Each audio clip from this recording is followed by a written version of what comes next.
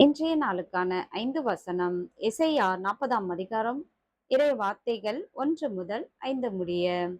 ஆறுதல் கூறுங்கள், என் மக்களுக்கு கனிமொழி கூறுங்கள் என்கிறார் உங்கள் கடவுள்.